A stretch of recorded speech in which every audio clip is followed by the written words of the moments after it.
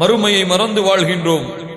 அந்த நாள் ஏற்பட போகிறது என்று அறிந்தும், அந்த நாள் நிச்சயமாக எம்மை வந்தடையும் என்பதை அறிந்தும், அந்த மறுமை நாளை நிச்சயமாக நாம் சந்திக்க போகின்றோம்.